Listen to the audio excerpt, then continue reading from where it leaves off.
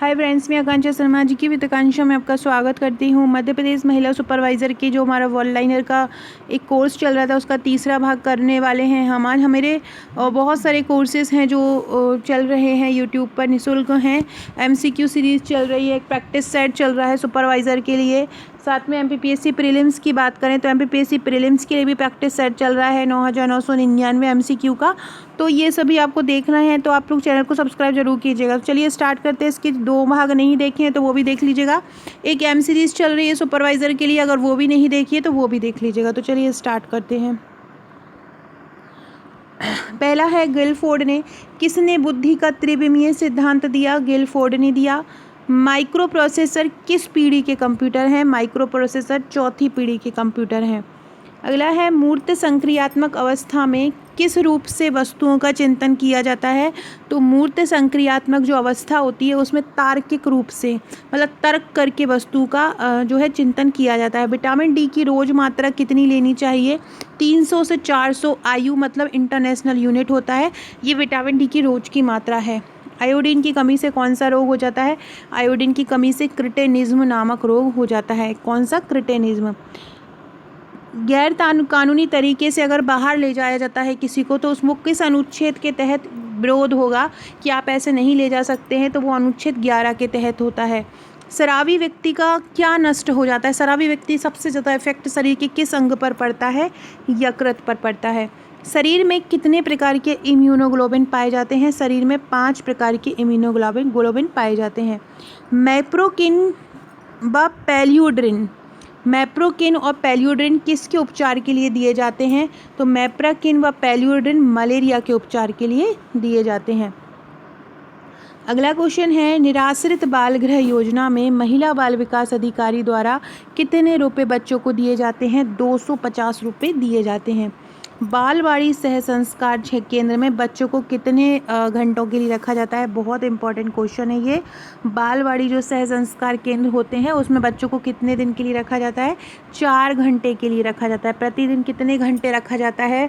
बालवाड़ी सह संस्कार केंद्र में बच्चों को 4 घंटे के लिए रखा जाता है। मध्य प्रदेश में वर्तमान में कितनी बालवाड़ी हैं? मध्य प्रदेश में वर्तमान में 6 बालवाड़ी हैं। ये बहुत इंपॉर्टेंट क्वेश्चन है फ्रेंड्स। ये जो ऑनलाइनर का जो बुकलेट है आपने अगर मेरा एमपी महिला सुपरवाइज़र का बुकलेट नोट्स लिया होगा तो आपको उसमें टोटल 7 बुकलेट मिली होंगी। इन 7 बुकलेट में ही आपको एक ऑनलाइनर की बुकलेट भी मिलेगी, उसी में से ये मैं करा रही हूँ। एक आपको एमसीक्यू का प्रैक्टिस सेट मिलेगा और 5 आपको थ्योरी की बुकलेट मिलेगी। उसकी जानकारी मैं आपको आगे दूंगी। देखो फ्रेंड्स, व्यापम का एग्ज़ाम है, अलग अलग शिफ्ट में होगा। आप सोचें कि एक बुक से कोई भी नॉर्मल जो डाटा है वो पढ़ के आप सुपरवाइज़र का एग्ज़ाम निकालें तो नहीं हो सकता है। ज़्यादा से ज़्यादा प्रश्न, इसी कारण से हमने आपको एक ग्रुप से जोड़ा है। ये ग्रुप पेड ग्रुप है, उन्हीं को मिलता है जो हमारे नोट्स लेते हैं। इस ग्रुप में मैं डेली अलग अलग प्रश्नों की, अलग अलग तरह के प्रश्नों की प्रैक्टिस करा रही हूँ, अलग अलग तरीके के प्रश्न दे रही हूँ ताकि आपके ज़्यादा से ज़्यादा प्रश्न तैयार हो पाएँ, ज़्यादा से ज़्यादा आप आंसर को सॉल्व कर सकें, ताकि आप कोई भी प्रश्न हो आप उसको सॉल्व कर पाएँ। तो वो ग्रुप आपको तभी मिलेगा जब आप हमारे नोट्स लेते हैं। जैसे कि ये हमारे नोट्स के साथ आपको एक बाइंडिंग की हुई एमसीक्यू की बुकलेट मिलेगी। 3000 प्लस एमसीक्यू की ये बुकलेट है। इसमें प्रैक्टिस पेपर और टेस्ट सेट सभी आपको मिल जाएंगे। ये हमारी 7 बुकलेट के साथ है। इन 3000 प्लस एमसीक्यू के अलावा भी जो लोग ग्रुप से जुड़े होंगे सुपरवाइज़र के, जिन्होंने नोट्स लिए होंगे, वो देख रहे होंगे कि मैं रोज़ नए नए प्रश्नों की प्रैक्टिस कराती हूँ, चाहे वो बाल विकास से संबंधित हो, चाहे वो आपका अधिनियम से संबंधित हो, चाहे पोषण से संबंधित हो, सभी कराती हूँ। ये पूरी 7 बुकलेट मिलती हैं और साथ में आपको ग्रुप मिलता है। इस प्रकार से ये 7 बुकलेट जो हैं वो आपको दी जाती हैं। इसका चार्ज है 1399 प्लस 100 कुरियर। हमारे नोट्स जो दूसरी बुक से महंगे इसलिए ही रहते हैं क्योंकि हम हर पूरा सिलेबस मटेरियल उपलब्ध कराते हैं बहुत सरल भाषा में। केवल थ्योरी गूगल से लिख के नहीं देते हैं, हर चीज़ को कैसे आप समझ सकते हैं उस भाषा में आपको हैंड रिटन तरीके से नोट्स को कवर किया जाता है। और साथ में जो ग्रुप मिलता है, ये ग्रुप तो आपके लिए रामबाण है। इस ग्रुप में ऐसे क्वेश्चन मिलेंगे जो आपको कहीं नहीं मिलेंगे। हर चीज़ आपकी तैयारी करें तो ऑफलाइन आपके घर पे आपको नोट्स पहुंचेंगे और ऑनलाइन आपको एक ग्रुप मिल जाएगा। आपको मुझे व्हाट्सअप करके हाई लिख कर अपना एड्रेस पूरा भेजना है, पेमेंट करना है और पेमेंट का स्क्रीनशॉट देना है। 7 से 8 वर्किंग डेज़ में ये आपके घर पहुंच जाएंगे ये 8 बुकलेट, और तुरंत हम आपको ग्रुप से जोड़ लेंगे जहां पर आपकी तैयारी कराइए। कि ये बच्चों के पास पहुंचे हैं तो आप देख सकते हैं ये 7 बुकलेट हैं, ये वस्तुनिष्ठ प्रश्नों का ये प्रैक्टिस सेट है। तो ये सभी आपको 1399 रुपये में केवल मिल रहे हैं, जिसमें एक ऑनलाइन ग्रुप भी मिल रहा है और 7 बुकलेट भी मिल रही हैं। 3000 प्लस MCQ का प्रैक्टिस सेट भी मिल रहा है, 1000 वन लाइनर की बुकलेट भी मिल रही है। तो ये सभी 1399 रुपये में है, प्लस 100 कोरियर चार्ज है। अगर आप गांव में रहते हैं तो कोरियर चार्ज थोड़ा सा बढ़ जाता है, 20-30 रुपये आपकी डिस्टेंस के अकॉर्डिंग, और जिले और तहसील में रहते हैं तो आपका 100 रुपीज़ कोरियर चार्ज है। तो अगर आप ये नोट्स मंगाना चाहते हैं तो आप लोग मुझे व्हाट्सअप कर सकते हैं। मेरा व्हाट्सअप नंबर है 6260190944। आप मुझे यहाँ पे व्हाट्सअप कर सकते हैं। डिस्क्रिप्सन बॉक्स में भी आपको मेरे व्हाट्सअप ग्रुप की लिंक मिलेगी, टेलीग्राम ग्रुप की लिंक मिलेगी, इंस्टा की लिंक मिलेगी। मेरी इंस्टा की लिंक है आकांक्षा 1957। आप यहाँ पे मुझे इंस्टा पर भी फॉलो कर सकते हैं। बहुत ही शानदार नोट्स हैं, सुपर डुपर प्रश्नों के साथ हैं, अति महत्वपूर्ण प्रश्नों के साथ हैं। क्योंकि आप सोचो एक बुक पढ़ के कहीं से भी आप सुपरवाइज़र का एग्ज़ाम निकालो, तो ऐसा नहीं है। बहुत सारा डाटा, हर तरह के प्रश्न, घुमावदार प्रश्न, हर एक चीज़ से 50 क्वेश्चन निकलते हैं। एक बुक से ये काम नहीं चलेगा। यही कारण है कि हम आपको नोट्स थ्योरी पढ़ने के लिए पहुंचाते हैं, प्रैक्टिस के लिए हम आपको ग्रुप देते हैं जहां पर आपकी बहुत ही शानदार तैयारी होती है। अगला क्वेश्चन है खसरा रोग और डिप्थीरिया। देखो, खसरा रोग जो होता है वो विषाणु के कारण होता है और डिप्थीरिया रोग जो होता है वो जीवाणु के कारण होता है। ये दोनों याद रखिएगा। बालिका समृद्धि योजना कब आरंभ हुई? 2 अक्टूबर 1997 से बालिका समृद्धि योजना संचालित है। इन्फ्लुएंजा किसके द्वारा नहीं फैलता? इन्फ्लुएंजा जल द्वारा नहीं फैलता है। पील पाँव किसके द्वारा होता है? क्यूलेक्स मच्छर के द्वारा। पील पाँव किसके द्वारा होता है? क्यूलेक्स मच्छर के द्वारा पील पाँव रोग हो जाता है। टाइफस किसके द्वारा होता है? टाइफस वायरस के द्वारा होता है। हैजा किससे होता है? हैजा दूषित भोजन से होता है। हैजा किससे होता है? दूषित भोजन से होता है। एक ये क्वेश्चन एक पिछली बार सुपरवाइज़र के एग्ज़ाम में आया हुआ था, इसलिए मैंने डाला है कि जो पक्का और गहरा कुआं होता है वो कैसा कुआं होता है? वो एक आदर्श कुआं होता है। एक पक्का और गहरा कुआं कैसा है? आदर्श कुआं है। अशुद्ध जल से कौन सा रोग होता है? हैजा अशुद्ध जल से होता है। कौन सा रोग अशुद्ध जल से होता है? जो हैजा है वो अशुद्ध जल से होता है। कौन से जल से? अशुद्ध जल से हैजा होता है। किस जल में? शुद्ध जल जो होता है उसमें चमक पाई जाती है, किसके चीज़ के कारण पाई जाती है? कार्बन डाइऑक्साइड के कारण। शुद्ध जल में चमक किसके कारण पाई जाती है? कार्बन डाइऑक्साइड के कारण पाई जाती है। कुएं के पानी में शुद्धिकरण के लिए किसका उपयोग किया जाता है? कुएं के पानी में शुद्धिकरण के लिए पोटेशियम परमैंगनेट का उपयोग किया जाता है। कुएं के पानी में शुद्धिकरण के लिए किसका उपयोग किया जाता है? पोटेशियम परमैंगनेट का। तपेदिक जो होता है किसके द्वारा होता है? जो वायु में जो जीवाणुओं द्वारा, वायु के द्वारा जो जीवाणु रहते हैं उसके द्वारा तपेदिक फैलता है। तपेदिक से बहुत सारे क्वेश्चन बनते हैं। तपेदिक किसके द्वारा फैलता है? तो आपको याद रखना है तपेदिक जीवाणु द्वारा फैलता है और हवा की बूंदों की जो हवा जो होती है उसके माध्यम से एक व्यक्ति से दूसरे व्यक्ति में फैल जाता है। मतलब ये संक्रमण रोग। तपेदिक को इंग्लिश में बोला जाता है TB बोला जाता है। और इससे जो संक्रमण होता है तपेदिक से वो फेफड़ों में होता है। तपेदिक से किस में संक्रमण होता है? संक्रमण होता है फेफड़ों में होता है। और ये हवा की बूंदों के माध्यम से एक व्यक्ति से दूसरे व्यक्ति में फैला देता है। तो जब भी व्यक्ति, जैसे कि कोई व्यक्ति कोई TB वाला है और उसने छींक दिया, छींका काय में? हवा में छींका, तो वही हवा से जीवाणु एक दूसरे व्यक्ति में चले जाते हैं। तो इससे जो है तपेदिक हो जाता है। और ऐसा देखा गया है, आपसे ये क्वेश्चन पूछ सकते हैं, ये एक अच्छा क्वेश्चन है कि जो किस विटामिन की कमी वाले लोगों में अक्सर तपेदिक देखा जाता है? किसकी ऐसी होती है? तो विटामिन A की जिसमें कमी होती है उसमें ज़्यादातर देखा गया है कि उनकी जो होता है ना, उनको तपेदिक या TB का रोग ज़्यादा पाया जाता है। तो अगर आपसे पूछें किस विटामिन की कमी से तपेदिक होता है या TB होता है, तो विटामिन A की कमी से होता है। बहुत ही इम्पोर्टेंट क्वेश्चन है ये वाला क्वेश्चन एक कठिन क्वेश्चन के रूप में आ सकता है। किस विटामिन की कमी से वाले लोगों को ज़्यादा तपेदिक फैलता है? तो विटामिन A की। और तपेदिक किसको प्रभावित करता है? तो फेफड़ों को तपेदिक प्रभावित करता है। किसको करता है? फेफड़ों। एक और रोग, ये जीवाणु द्वारा तो फैलता है। अब आपसे पूछें कि जो तपेदिक है वो किस जीवाणु द्वारा फैलता है? तो माइकोबैक्टीरियम ट्यूबरकुलोसिस किसके द्वारा फैलता है? माइक्रोबैक्टीरियम ट्यूबरकुलोसिस द्वारा फैलता है। माइक्रोबैक्टीरियम ट्यूबरकुलोसिस द्वारा तपेदिक फैलता है।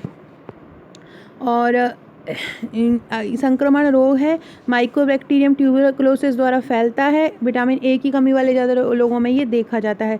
तो ये सभी चीज़ें आपको याद रखना। 6 रोग है, इसको 6 रोग भी बोलते हैं। 6 रोग भी इसको ही बोलते हैं, तपेदिक भी इसको ही बोलते हैं, टीबी रोग भी इसको ही बोलते हैं। इसको ट्यूबरकुलोसिस, माइक्रोबैक्टीरियम ट्यूबरकुलोसिस द्वारा फैलता है। इसको ट्यूबरकल बैसिली भी बोला जाता है। क्या बोला जाता है? कैलस बैसिली भी बोला जाता है।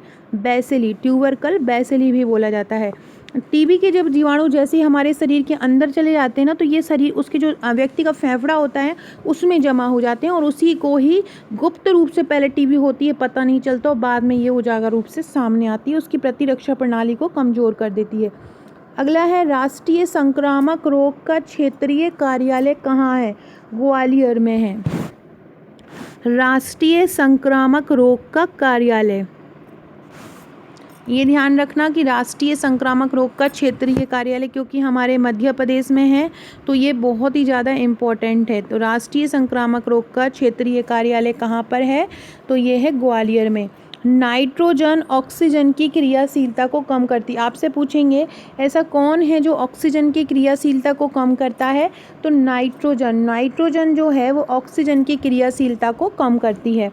श्वसन क्रिया में रक्त का शुद्धिकरण कौन करता है? तो श्वसन क्रिया में रक्त का जो शुद्धिकरण करता है वो ऑक्सीजन करता है। श्वसन क्रिया में रक्त का शुद्धिकरण कौन करता है? रक्त का शुद्धिकरण ऑक्सीजन गैस करती है। मनुष्य 1 मिनट में कितने बार सांस लेता है?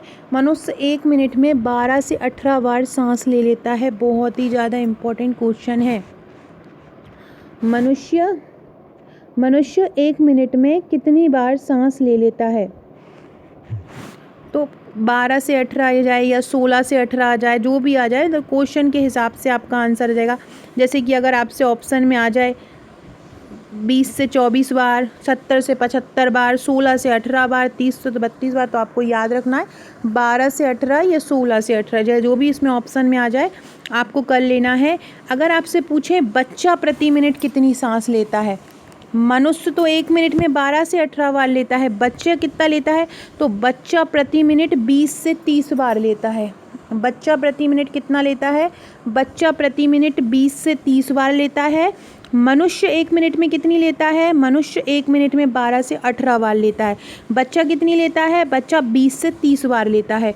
आराम करते समय प्रति मिनट की श्वसन दर क्या मानी जाती है? 12 से कम होती है या 25 से अधिक प्रति मिनट के हिसाब से ये होती है।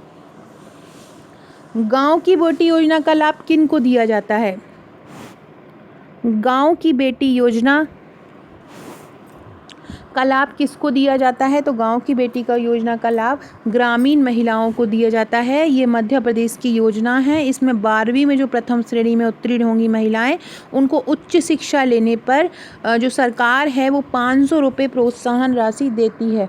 गांव की बेटी योजना मध्य प्रदेश सरकार की योजना है। 12वीं में अगर प्रथम श्रेणी से उत्तीर्ण हो जाती है लड़की, बेटी गांव की, तो उसको उच्च शिक्षा लेने के लिए हर महीने 500 रुपये की प्रोत्साहन राशि जो दी जाती है। तो ये आपको याद रखना है।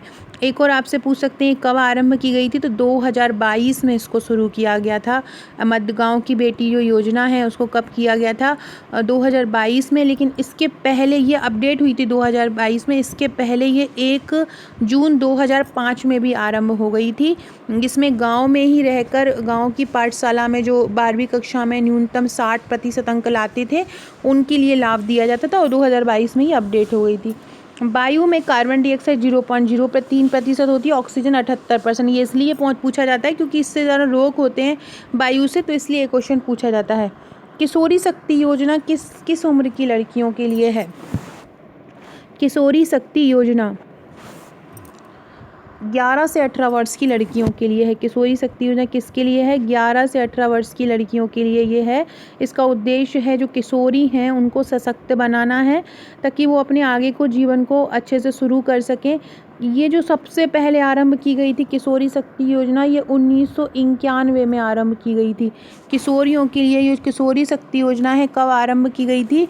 1991 में आरंभ की गई थी। कितने वर्ष के लिए है ये? 11 से 18 वर्ष के लिए इसको आरंभ की गई थी। किसने आरंभ किया था?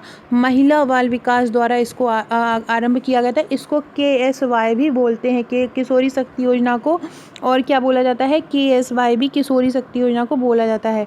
मध्य प्रदेश में दृष्टिहीन कार्यक्रम जो है वो किसकी सहायता से प्रारंभ है? विश्व बैंक की सहायता से प्रारंभ है मध्य प्रदेश में दृष्टिहीन कार्यक्रम। किसकी सहायता से? विश्व बैंक की सहायता से। फ्रेंड, डिस्क्रिप्शन बॉक्स से मेरे व्हाट्सएप ग्रुप से ज़रूर जुड़ जाइएगा, और 6260190944 से अपना नंबर मेरे पास व्हाट्सएप पर सेव करा दीजिए। और आपको मेरे वीडियो पसंद आते हैं तो कमेंट जरूर किया कीजिए। कमेंट करते हैं तो मुझे पता रहता है कौन कौन मेरे वीडियोस देखते हैं, और नाम भी याद हो जाता है। तो सभी लोग कमेंट जरूर कीजिएगा जिन लोग को मेरा वीडियोस पसंद आता है। और अगर जी ये वन लाइनर वाली बुकलेट या मेरा पूरा पैकेज लेना चाहते हैं, एक बुकलेट तो नहीं मिलेगी आपको, वही वन लाइनर, ये पूरा पैकेज ही है। पैकेज ही हम बहुत कम रेट पर दे रहे हैं, क्योंकि हैंड रिटन है, हमें खुद कॉपी कराना रहता है। साथ में आपको एक ऑनलाइन तैयारी भी ग्रुप पे पर्टिकुलर हो ही रही है, तो आपको एक ऑनलाइन तैयारी का माध्यम भी मिलता है। बार बार बोलूँगी, एक बुक पढ़ने से आपका सिलेक्शन नहीं होगा, क्योंकि एक शिफ्ट में अगर पेपर होता ऑफलाइन तो हो जाता। ऑनलाइन एग्ज़ाम होना है, इतने सारे क्वेश्चन बनना है, तो हर तरह के प्रश्न आपको इनसे डिटेल में पढ़ना ही रहेगा। मध्य प्रदेश में दृष्टिहीन कार्यक्रम किसकी सहायता से है? विश्व बैंक की। कुकर खांसी किसके कारण होती है? कुकर खांसी जीवाणु के कारण होती है। बहुत ही इंपॉर्टेंट क्वेश्चन है। कुकर खांसी किसके द्वारा होती है? तो किसके द्वारा होती है?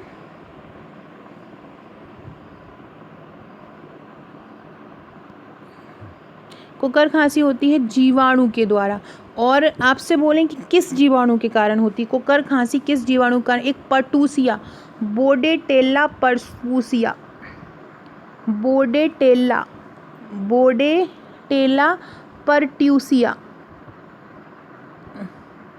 कुकर खांसी जो होती है वो बोर्डेटेला पर्टूसिया के कारण होती है। कुकर खांसी क्यों होती है? बोर्डेटेला पर्टूसिया के कारण कुकर खांसी होती है। तो इसको काली खांसी भी बोला जाता है। कुकर खांसी को काली खांसी भी बोला जाता है, और ये बोर्डेटेला पर्टूसिया के कारण होती है। डेंगू ज्वर क्यों होता है? ये एडिस एजिप्टी के कारण हो जाता है। और ये जो कुकर खांसी है, ये जीवाणु वायु मार्ग की सतह से संक्रमित होता है, और ये फेफड़ों तक फैलता है। तो जीवाणु का नाम याद रखिएगा, बोर्डेटेला पर्टूसिस। पर्टूसिस भी याद रखेंगे ना तो भी आपको काली खांसी याद रहेगा। डेंगू ज्वर किसके कारण होता है? ये विषाणु एडिस इजिप्टी के कारण होता है। डेंगू ज्वर किसके कारण होता है? एडिस इजिप्टी के कारण होता है। प्राथमिक स्वास्थ्य केंद्र का मुख्य प्रशासनिक अधिकारी प्रथम चिकित्सा अधिकारी, प्रभारी चिकित्सा अधिकारी होता है। आपसे पूछेंगे जो प्राथमिक स्वास्थ्य केंद्र होते हैं, प्राथमिक स्वास्थ्य केंद्र, उनका मुख्य प्रशासनिक अधिकारी क्या होता है? तो प्रथम चिकित्सा अधिकारी या प्रभारी चिकित्सा अधिकारी होता है। जो गांव में, इनको कभी कभी सार्वजनिक स्वास्थ्य केंद्र भी कहा जाता है, और ये इनका उद्देश्य होता है सस्ती और सुलभ जो है सहायता उपलब्ध करवाना। ये इनमें मिनिमम 6 बेड होते हैं।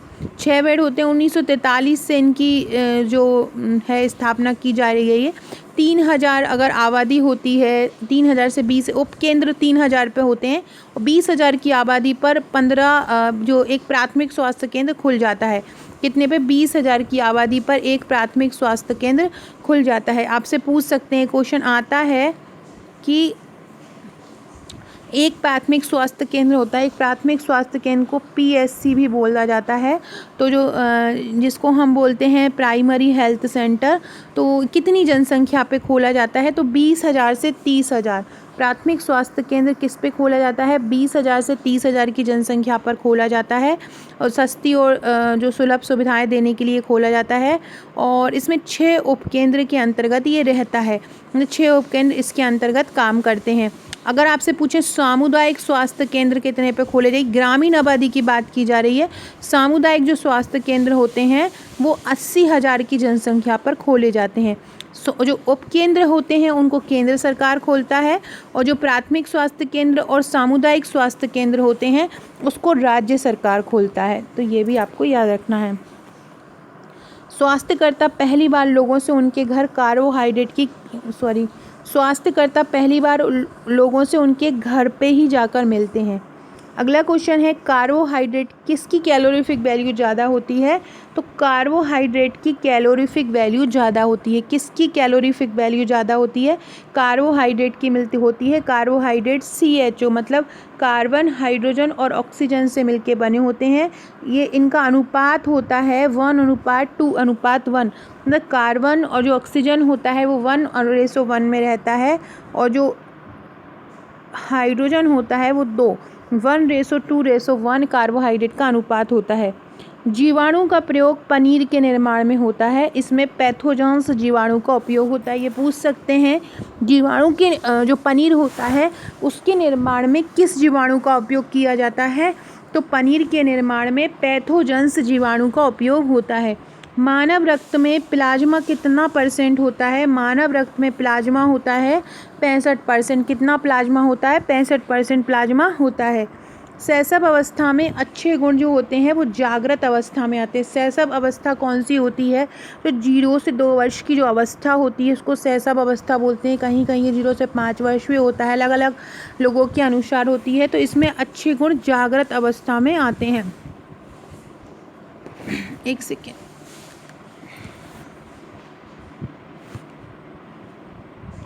शैशव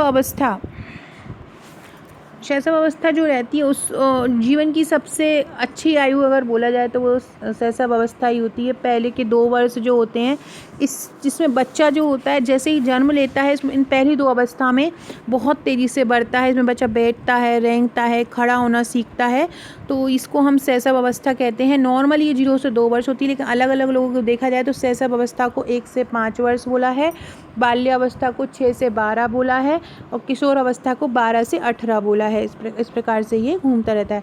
गर्भावस्था में आप सोचेंगे इनमें से क्या नहीं आता है, ऐसा क्वेश्चन आएगा तो उल्टी आती है, सिर दर्द होता है, तो मछली आती है, तो ये चक्कर आते हैं। तो चक्कर जो है गर्भावस्था में नहीं आते हैं। कुष्ठ रोग कार्यक्रम को 2001 में दोबारा प्रारंभ किया। कुष्ठ रोग कार्यक्रम पहले जो हुआ था देश में राष्ट्रीय कुष्ठ रोग नियंत्रण कार्यक्रम जो हुआ था सबसे पहले वो 1955 में आरंभ हुआ था। कुष्ठ रोग कार्यक्रम कब हुआ था? 1955 में आरंभ हुआ था, और ये राजस्थान से 1970-71 में और राजस्थान से 70-71 में आरंभ हुआ, और पूरे देश में 1955 में आरंभ हुआ था। जो पहले हुआ था राष्ट्रीय कुष्ठ रोग नियंत्रण कार्यक्रम, और 1983 में इसका जो नाम है वो राष्ट्रीय कुष्ठ उन्मूलन कार्यक्रम कर दिया था। वर्ष 1982 में इसके लिए एक मल्टी ड्रग थेरेपी का उपयोग भी किया गया। तो आपको याद रखना है कुष्ठ रोग में तुरंत उपचार लाने के लिए ये किया गया था कि ताकि लोगों को औषधि दिलाकर इस रोग का उपचार किया जाए और इस रोग से मुक्ति पा पाए। तो ये आपको ध्यान रखना है। दोबारा से कब आरंभ हुआ था? ये 2001 में आरंभ हुआ था। कुष्ठ रोग नियंत्रण कार्यक्रम पहले कब आरंभ हुआ था? जो पहले हुआ था 1955 में आरंभ हुआ था, विश्व बैंक की सहायता से हुआ था। फिर इसकी जो अवधि थी वो 2003-4 कर दी थी। 2001 में उसको दोबारा से आरंभ कर दिया गया था। तो आपको याद रखना है कुष्ठ रोग नियंत्रण कार्यक्रम कब आरंभ हुआ? 1955 में हुआ था। राष्ट्रीय फाइलेरिया उन्मूलन कार्यक्रम कब आरंभ हुआ? राष्ट्रीय फाइलेरिया उन्मूलन कार्यक्रम 1955 में आरंभ हुआ। राष्ट्रीय फाइलेरिया उन्मूलन कार्यक्रम कब आरंभ हुआ? 1955 में आरंभ हुआ, और इसमें 1 वर्ष से ऊपर के सभी बच्चे जो थे, वयस्क थे, सभी की जो फाइलेरिया से बचाव के लिए दवाई दिलवाई गई थी कि ताकि इस रोग से नियंत्रण पाया जा सके। अभी 2021 में झारखंड सरकार द्वारा भी इसका जो है इस जो योजना है उसको आरंभ किया गया था। फाइलेरिया मच्छर के काटने से एक संक्रामक रोग है, और इसी फाइलेरिया को हाथी पाँव के नाम से भी जाना जाता है। इसी फाइलेरिया को किसके नाम से जाना जाता है? हाथी पाँव के नाम से भी जाना जाता है। अगला क्वेश्चन है पल्स पोलियो अभियान कब आरंभ हुआ? 2 अक्टूबर 1994-95। 2 अक्टूबर 1994-95 को पल्स पोलियो आरंभ किया गया है। और आपसे एक और क्वेश्चन पूछें, ये 94-95 में तो आरंभ हुआ, आपसे पूछें कि कब इसका उन्मूलन कर दिया गया। इसका उन्मूलन कब कर दिया गया, तो 27 मार्च 2014, 27 मार्च 2014 को इसको उन्मूलन कर दिया गया WHO द्वारा। विश्व स्वास्थ्य संगठन द्वारा कब पोलियो का उन्मूलन कर दिया गया, तो 27 मार्च 2014 को विश्व स्वास्थ्य संगठन से पोलियो मुक्त प्रमाणन हमारे भारत को मिल गया था। 27 मार्च याद रखिएगा। 2 अक्टूबर 1994-95 में ये आरंभ हुआ था। 2013 में पश्चिम बंगाल में सबसे जो 13 जनवरी को 2013 में पश्चिम बंगाल में आखिरी पोलियो का मामला सामने आया था। चूँकि ये शिफ्ट वाला एग्ज़ाम है तो ये भी आपसे पूछ सकते हैं कि पोलियो का आखिरी मामला कब सामने आया, तो पश्चिम बंगाल से आया था 2013 में।